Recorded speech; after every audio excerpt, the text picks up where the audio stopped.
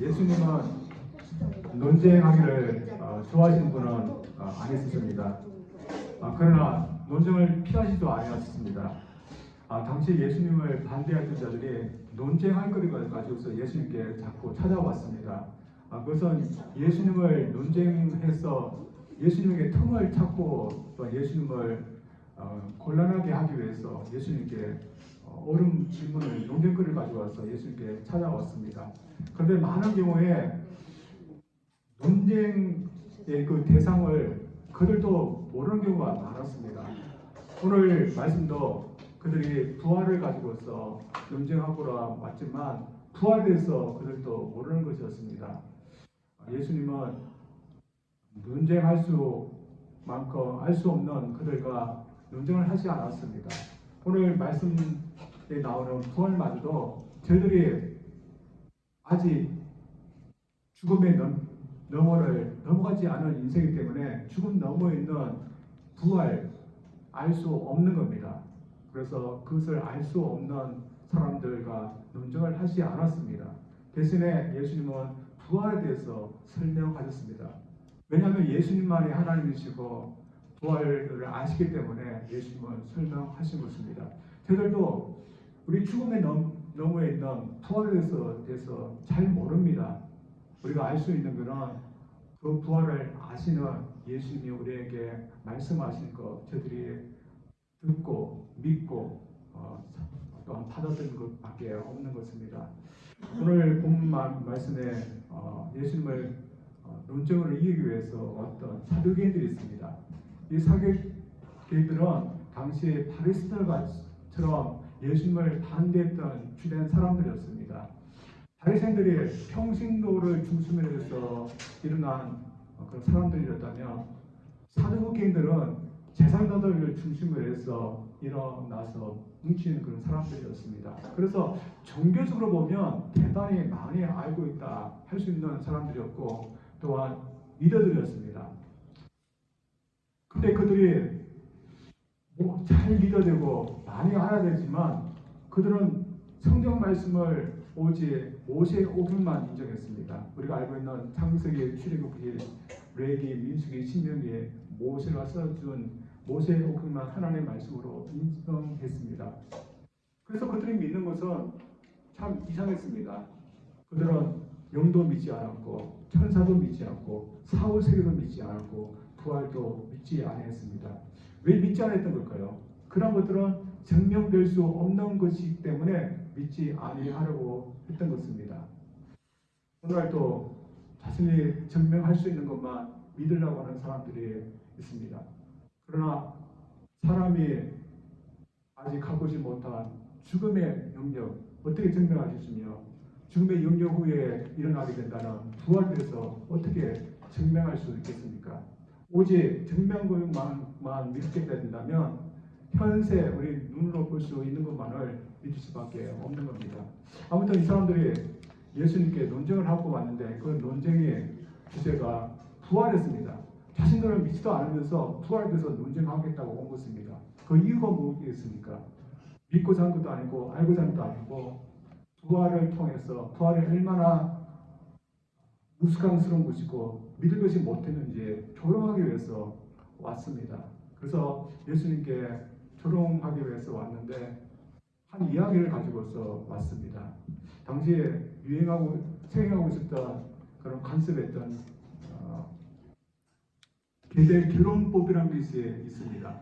한 집안에 한 형제가 결혼했는데 아이 없이 죽게 되면 그 집안의 형제들이 대를 잇는 그런 법이었습니다.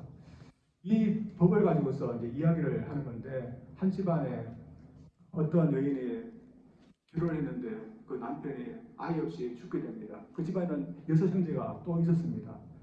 다른 데 장가하지 않고 형수에게 다 장가를 갔습니다. 근데 모두 아이를 낳지 못하고 다 죽게 됩니다.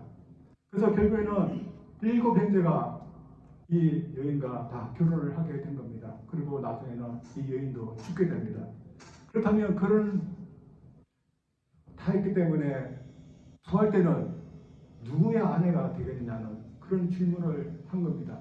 여러분 이건 황당한 질문입니다. 그리고 분명히 지어낸 이야기입니다. 그러나 만약에 부활 때 이러한 일이 사실 일어나게 된다면 얼마나 난감하겠습니까?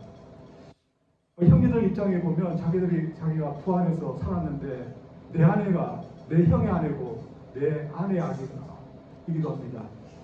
그런 집안에서 출출해서 어떻게 살겠습니까? 또한 여인도 마찬가지입니다. 남편이 7이 됩니다. 여인이라도 좋겠습니까? 예수님께 찾아왔던 이 사람들은 바로 이 점을 누렸던 것 같습니다. 그래서 예수님께 이 말을 하면서 좀 부활이 얼마나 일어날 수 없는 그런 일이며 또한 무식함스러운 일인지 조롱하기 위해서 이런 이야기를 했습니다. 예수님은 이 이상한 질문에 무엇이라고 대답하실까요? 예수님은 그런 식으로 대답하지 않았습니다. 대신에 그들이 하나님의 말씀도 모르고 또 하나님의 능력도 알지 못하기 때문에 너희들이 크게 오해했다, 크게 빗나갔다 그렇게 말씀하셨습니다. 그래서 하나님의 말씀도 하나님의 능력도 모르는 그들에게 예수님은 부활에 대해서 제대로 가르치기 시작했습니다. 그래서 어떤 대답을 했을까요? 우선은 부활은 현 세상과 전혀 다른 차원에서 사는 것이라는 것입니다. 예수님은 이에 대해서 이렇게 말씀하셨습니다. 25절 말씀입니다. 사람이 죽은 자 가운데서 살아날 때는 장가도 아니가고 시도 아니가고 하늘에 있는 천사들과 같으리라. 예수님의 말씀은 부활은 있다는 겁니다. 근데 부활 때 그 현상, 상태는 지금의 현 세상의 상태와는 완전히 차원이 다를 정도로 다르다는 것입니다. 근데 당시 유대인들은 다른 생각을 갖고 있었습니다. 부활 때 그 세상은 지금 현 세상과 같거나 또한 더 좋아졌지만 비슷할 거라고 그렇게 생각했습니다. 그래서 부활의 그 상태는 현재 우리 세상에서 가장 좋은 그 상태가 되게 될 거다 그렇게 생각했습니다. 그렇다면 지금 이 세상에서 가장 좋은 그 상태가 무엇이겠습니까? 부유하고 행복하고 평화롭고 그리고 슬픔도 없는 그런 재밌는 그런 상태가 부활의 상태 세상에 되면 오게 될 거다. 그것을 기대하고 있었습니다. 그런데 예수님은 그때는 그렇지 않고 완전히 다른 세계가 펼쳐질 거다 그렇게 말씀하셨습니다. 그 예로 든 것이 결혼 제도인 겁니다. 부활세계에서는 이 세상과 달리 결혼 제도가 없다는 겁니다. 그래서 장가하는 것도 없고 시집가는 것도 없다는 겁니다. 오늘날 우리가 사는 세상과 너무 다르지 않습니까? 그래서 예수님은 우리가 천사들과 같이 될 거라고 말씀하셨습니다. 결혼제도도 없고 우리가 천사와 같이 된다는 그 세상 도대체 어떤 세상일까요? 어떤 사람들은 재미없는 세상일 거다 그렇게 생각합니다. 왜냐하면 이 세상에 그 재미있는 것은 결혼 제도가 있기 때문에 재미있는데 그런 것이 없기 때문에 재미없을 거다 그렇게 생각합니다. 사실 이 세상에서 결혼하며 사는 것이 어떤 경우는 고통일 수도 있지만 그러나 결혼을 인해서 행복하고 또 마음이 두근두근할 수 있는 그런 경우가 많습니다. 저도 제 아내와 연애를 하고 결혼할 때 마음이 많이 두근두근했습니다. 그리고 행복했습니다. 그리고 두 아이를 키울 때도 두 아이 때문에 힘들 수 있지만 또한 그 아이들을 키우면서 받는 그런 보람과 행복도 있었습니다. 그렇게 결혼이 있기 때문에 그런 일상에서 재미가 있는 것 같습니다. 근데 부활의 세상에서는 결혼하는 것이 없다는 겁니다. 어떤 사람들은 참 선사와 같이 사는 그런 것이 과연 재미있는 세상인가 그렇게 생각할지 몰라도 예수님이 지금 말씀하시고자 하는 것은 부활의 그 세상은 완전히 지금과 다른 차원이 다른 그런 세계라는 것입니다. 저희들이 하나님을 믿으면 하나님께서 이런 세상도 만드실 거라 저희들이 믿어야 될 줄 믿습니다. 저희들이 믿기에 부활의 그 세계 하나님은 처음 하늘과 처음 땅을 만드실 때처럼 똑같아 하게 만드실까요? 아니면 좀 더 나아진 그러나 비슷한 것을 또 만드실까요? 하나님은 비슷한 것 또한 좀 더 나아진 것 그런 것이 아니라 완전히 다른 새로운 것, 차원이 다른 것을 만드실 것입니다. 저희들이 보기에 처음 하나님께서 만드신 이 땅도 참 좋습니다. 그래서 어떤 사람들은 죽지만 않고 오래오랫동안 이 세상에서 살아도 좋다고 그렇게 말하는 사람들이 많습니다. 그러나 예수님은 부활의 세계는 그런 조금 나아진 게 아니라 완전히 차원이 달라지는 그런 세상이라고 말하고 있습니다. 그리고 상상해 보면 얼마나 놀라운 그런 세계이겠습니까? 그래서 저희들은 사실 이 생에 살면서 예수님께서 말씀하신 결혼도 없고 천사들까지 될 거라는 그 세계가 어떤 세계일까? 우리는 알 수는 없습니다. 그러나 예수님의 말씀에 의해서 이 세상과는 다른 그런 세계가 있을 거라는 것을 우리가 믿고 또한 사는 것입니다. 따라서 우리가 해야 될 것이 무엇일까요? 주님의 말씀에 의해서 부활의 세계가 있음을 믿고 또 고대하는 것입니다. 저는 미국 올 때 비슷한 고대를 했었습니다. 그때 제 나이가 30이었습니다. 그때까지 저는 미국에 와본 적이 없기 때문에 미국이란 한국과 완전히 다른 세상일 거라 그렇게 세상했습니다. 그리고 더 나은 그런 세상에 저는 갈 거라고 생각했습니다. 제가 가기 전에 교회에서 사역을 했습니다. 한 대학원을 졸업하고 2년 동안 사역을 했는데 힘든 점이 많이 있었습니다. 그러나 제가 좀 더 나은 완전히 다른 세상에 가서 살 거라고 생각하니까 교회에서 받는 그런 스트레스 또 한국에 사는 그 스트레스 될 것이 아니었습니다. 그래서 그만큼 저는 고대하면서 살았습니다. 근데 미국에 와보니 어때할까요? 여러분이 처음에 미국에 왔던 거하고 비슷했을 것입니다. 완전 잔뜩 기대하면서 왔는데 사는 것은 비슷했습니다. 근데 제가 돌아보니까 미국이라는 그런 낯선 나라, 제가 앞으로 가서 살아야 될 나라이기 때문에 저는 그때 얼마나 고대하고 기대했는지 모릅니다. 근데 우리 모두는 낯설지만 분명히 가서 살게 될 또 다른 세계가 있다는 겁니다. 그리고 예수님에 의하면 이 세계 우리 모두 간다는 것입니다. 그렇다면 여러분 우리에게 그 세상에 가고자 하는 그런 기대감, 고대감 우리에게 있어야 되지 않겠습니까? 사실 예수님은 계속해서 우리 죽음의 너머에 부활의 세계가 있다고 계속해서 우리에게 말씀해 왔습니다. 따라서 부활의 세계가 없다는 것을 의심할 여지가 없는 겁니다. 이러면서 저희들 부활 세계가 저희들에 있기 때문에 우리가 아직은 우리 노력으로 증명할 수 없지만 그 세계가 있다는 것을 저희들이 미래를 줄 믿습니다. 그리고 고대해 줄 믿습니다.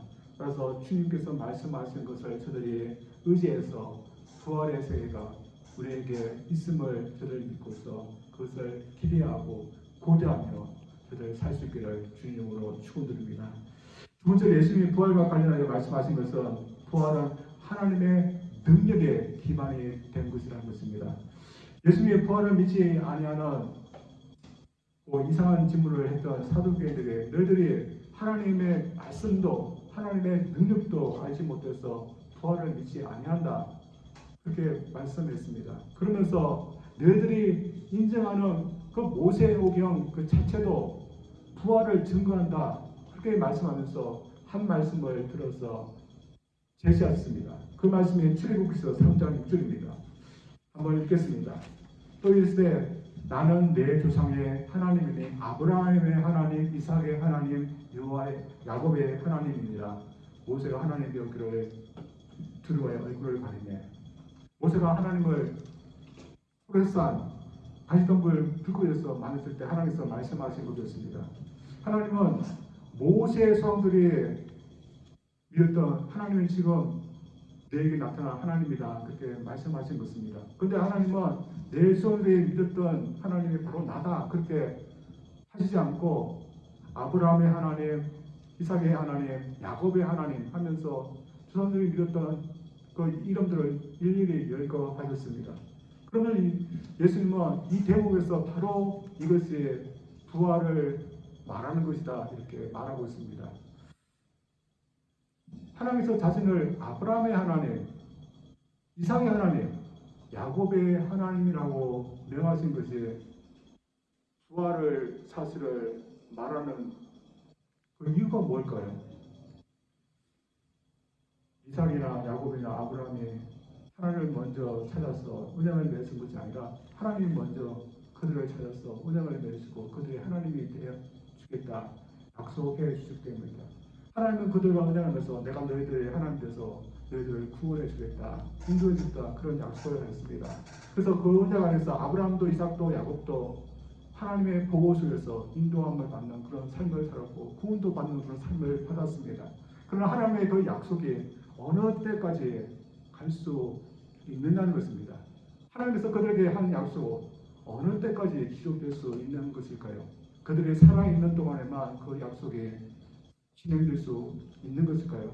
그래서 그들이 죽을 때는 그 약속도 없어지게 된 것일까요? 그래서 죽음 때문에 하나님께서 약속하신 그것도 다 사라지고 만 것일까요? 지금 하나님은 모세에게 나타나서 너희 조상들을 인도하신 하나님이 지금 너도 내 백성도 구원한다 그런 약속을 주신 것입니다. 그런데 하나님께서 조상들을 생전에만 인도하시고 구원하시고 죽을 때는 그들을 인도하시고 구원하지 못하는 그런 약속을 주셨다면 그 약속이 지금 모세에게 무슨 설득력이 있겠습니까? 오늘도 저희들 마찬가지로 하나님께서 죽음에서만은 우리를 구원할 수 없는 그런 약속을 우리에게 줬다면 우리를 구원하겠다는 그 약속, 부활의 약속, 우리에게 무슨 설득력이 있겠습니까? 구원은 가장 큰 적은 죽음입니다. 그런데 그 적인 죽음으로부터 하나님께서 우리를 구원한다 그렇게 약속하셨는데 실제로는 구원하지 못하고 우리를 곳에서 인도하지 못한다면 우리가 그 약속을 어떻게 믿을 수 있겠습니까? 따라서 당시 사도행전이나 오늘날도 부활을 믿지 못하는 사람들은 하나님보다 죽음이 더 강하다고 생각하는 것입니다. 그러나 죽음이 하나님보다 더 강할 수는 없는 겁니다. 그러나 세상 사람들은 그렇게 믿으려고 하지 않습니다. 왜 그러겠습니까? 4000년 전에 이 사람들도 다 죽었기 때문입니다. 아브라함도 이삭도 야곱도 다 죽었기 때문입니다. 그러나 그들이 죽었다 해서 하나님께서 그들과 한 그 약속, 그 약속은 아직 끝난 것이 아니었습니다. 하나님은 죽음으로부터 그들을 구원하실 것입니다. 그것이 바로 부활인 것입니다. 그래서 부활은 하나님의 무엇과 연관되어 있습니까? 하나님께서 약속을 지킬 수 있다는 그런 신실함과 하나님의 능력과 연관되어 있는 것입니다. 그래서 하나님께서 약속을 했지만 그 죽음에서 멈춰버렸다면 하나님께서 우리에게 약속하신 부활의 약속 우리가 믿을 수 없는 겁니다.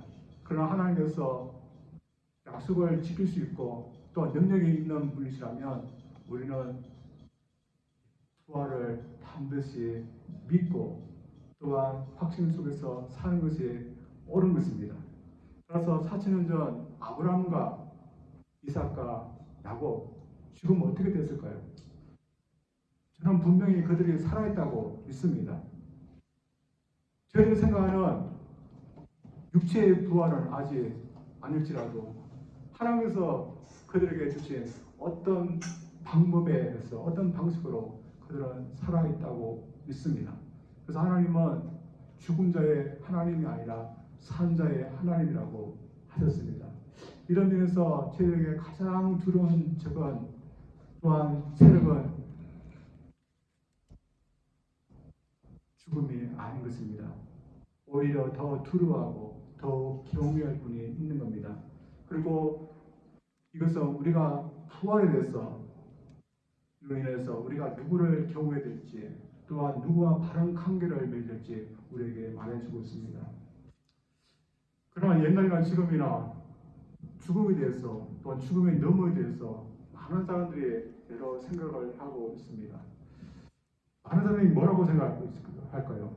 우리가 죽으면 그것으로 사라진다 그런 생각을 하고 있습니다. 그래서 많은 사람들의 생각을 보면 짧은 인생 살다가 가는 것에 대해서 너무 허무하다 그런 많은 말들을 하고 있습니다. 그런데 이런 말을 하는 사람들에게는 어떤 사람들이겠습니까? 하나님이 없는 사람들이 볼 때는 우리 인생이 그런 것입니다. 하나님이 없는 사람들이 볼 때 우리 인생은 어떻겠습니까?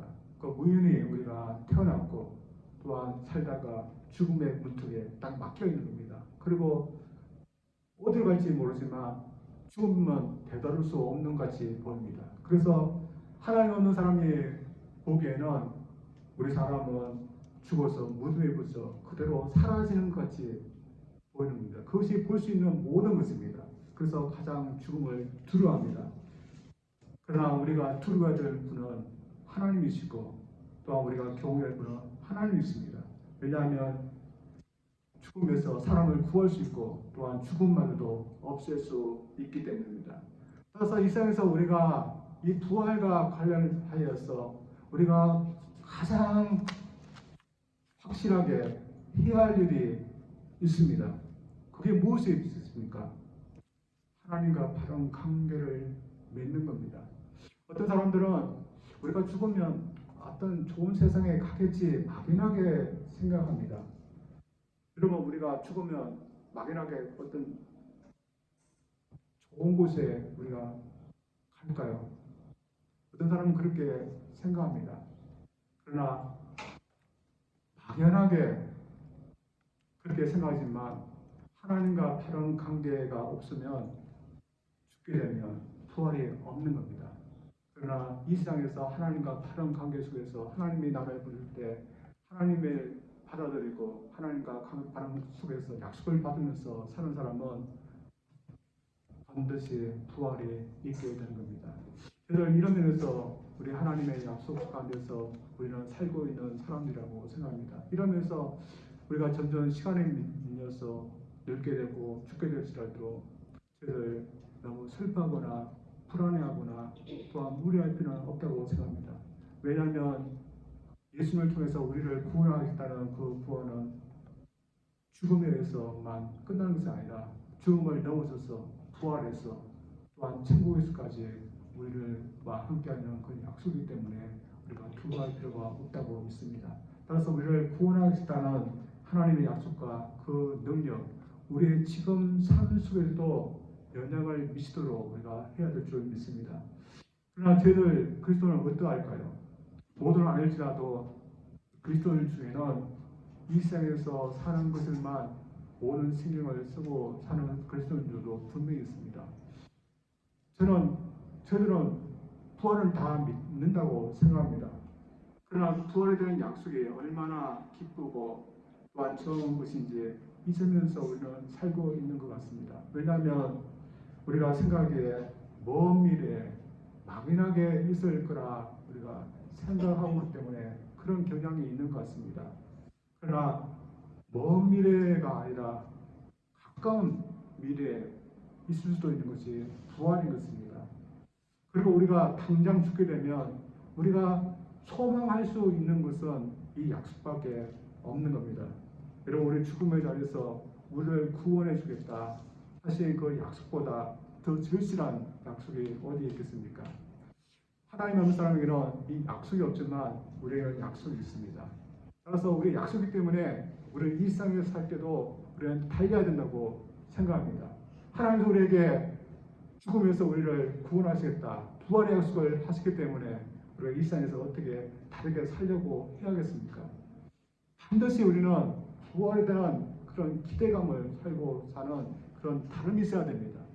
또한 그런 약속을 하신 하나님을 변함없이 신뢰할 수 있는 그 신뢰하는 마음이 있어야 되는 것입니다. 이러면서 여러분 어떻습니까? 우리가 정말 그 부활에 대한 기대감 속에서 우리가 살고 있습니까? 또한 변함없이 그 약속을 주신 하나님을 신뢰하면서 우리가 살고 있습니까? 저는 저희들이 죽음에 가까이 가고 있지만 그럴수록 더 부활을 기대하고 부활을 약속하신 하나님 저희들이 더 신뢰하면서 살 수 있는 그런 복된 삶이 될 수 있기를 원합니다. 미국에 어떤 목사님이 계시는데 신학교 시절에 자신을 가르쳐 주었던 교수님이 어느 수업 시간에 수업을 다 마치신 후에 자신의 부인이 암에 걸렸다면서 기도 제목을 내놓았습니다. 자기 같으면 수업하는 것도 있고 먼저 기도 제목을 내놓았을 텐데 수업을 다 마치시고 조용히 아무런 두려워하지 않고 학생들에게 기도 제목을 내놓으면서 기도해달라고 그렇게 부탁했습니다.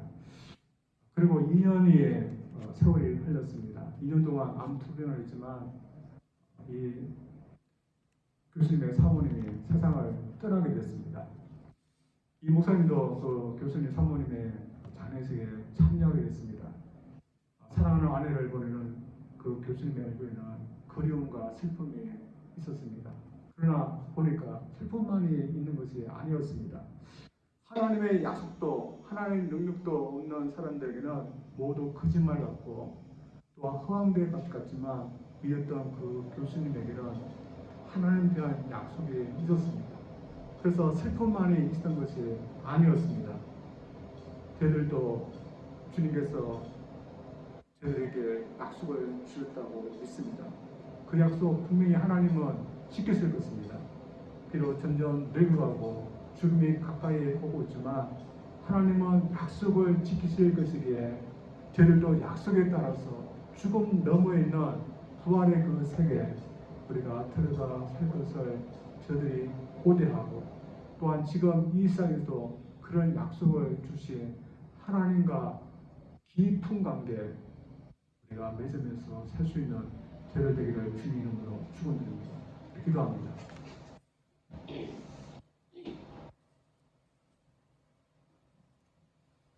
하나님 아버지 부활이 없다 하면서 예수님께 논쟁을 하였던 사도계인들에게 예수님은 부활이 있음을 가르쳤고 그 부활의 세계가 지금의 현 세상과 완전히 다른 그런 세상이 될 것을 말씀하셨습니다. 우리의 인생 가장 큰 적이라 할 수 있는 죽음마저도 하나님께서 우리를 구원하시면 구원될 수 있는 그런 능력과 또한 신실함에 우리 하나님에게 있음을 저를 믿습니다. 우리 이성과 우리의 논리로는 부활이 있을 수 없지만 우리에게 약속하신 것을 지킬 수 있는 하나님이시기 때문에 그 부활의 약속도 이루어질 줄 저를 믿습니다. 하나님 아버지, 오늘날 저희들이 죽음을 향해 달려가고 있고 그걸로 인해서 많은 사람들이 두려움 가운데 살고 있지만 우리에게는 부활의 약속이기 때문에 저들 두려워하지 않게 도와주셨고 또한 세상에 있는 그런 어려움과 또한 낙심을 위해서 우리 마음에 그 부활에 대한 소망을 잃지 않게 도와주시고 더욱더 고대하고 기대한 마음으로 저희들이 살아가게 도와주시옵소서. 하나님 어느 곳으로부터 우리를 빼앗아 갈 수 없음을 고백합니다. 죽음마저도 우리를 빼앗아갈 수 없는 하나님의 그 신실함 우리가 늘 감사하게 여기고 또한 그 부활의 사람들답게 저희들이 살아가시도록 도와주시옵소서. 예수님 이름으로 기도합니다. 아멘.